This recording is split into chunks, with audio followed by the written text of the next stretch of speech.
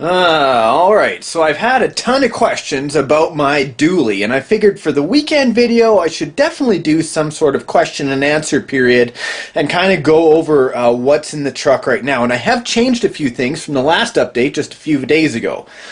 Now I know all of you guys want to see this running. Medic, we want to see it running. Can't it be running already? No. I can't, because I have to do this right. When I'm doing a concept truck, I can't rush it. If you rush something like this, then you do it wrong, and when you're showing people how to do it, then they're being led down the wrong path. So, I'd rather do it the right way, get it done, so when it does run, everything is going to be a-okay. So, let's talk about a few things here, okay? We'll flip it around, have a look on my messy project table. Wow. Alright, so everyone who is, let the camera adjust for a second here. Let's get the lights. There we go. Now, everyone's like, oh, it's such a tangled mess of wires. It is, in a way. It's more like an octopus, hey? All these are going to be, this will be for one side of the battery, as I mentioned in my last video. All of these will be sheathed down, yeah?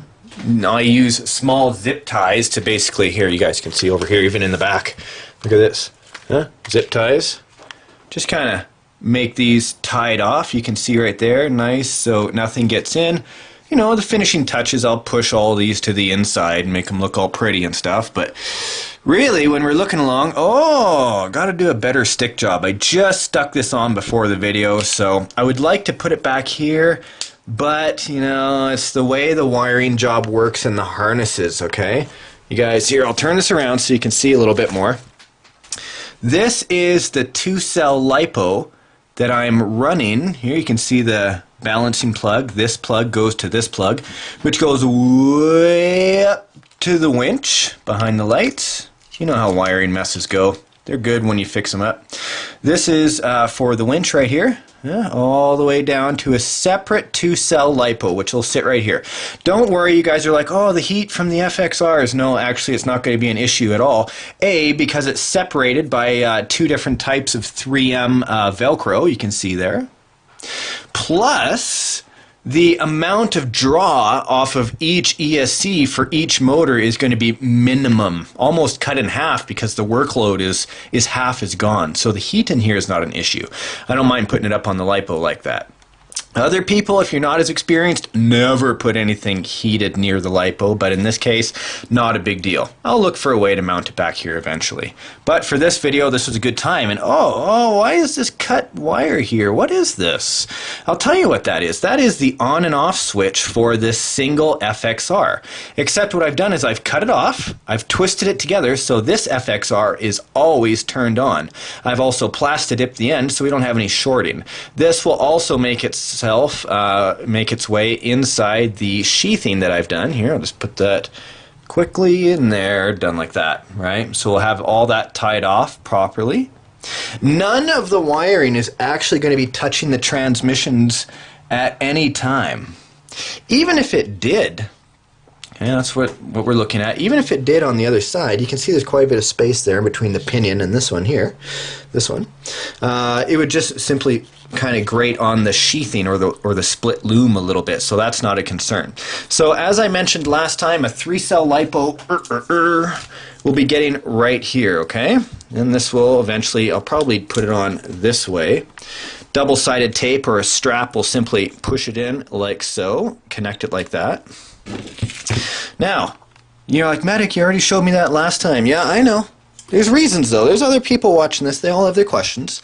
Look at this. They're all wondering what radio I'm using. Well, this is a Spectrum receiver, okay? What it's been happened is I've plastidipped it and put leads off, just little tiny 3-inch leads, for in case I ever needed to switch anything out quickly from it. So I don't ever have to unwaterproof it. All I have to do is just unplug it from the leads. And then when I did put it in there, I just layered it with plastidip. So there's no water getting in the connections there. So this one will be for the steering servo. Just pop it onto the Velcro there. Now let's talk about the steering servo. Here is my Traxxas 57. Let's hear it from the crowds, everyone. Boo! This is Project Overkill. I totally hear you. I knew that in the beginning. That's why in the last video I actually mentioned that I was going to upgrade to a stronger servo, because really I'd like to put dualies on the front as well, especially if we're doing like a pulling contest or anything like that. So I've gone with something. I went to the hobby shop today, and what did he get? It looks like a high-tech. It is a 7950 TH. This thing is a beast of a servo. 7.4 volts it will run. This is why I need an external BEC, titanium gear. This was actually $157 Canadian. 157. But Project Overkill, might as well just overkill it the whole way. Why scrimp out on the servo at the last minute?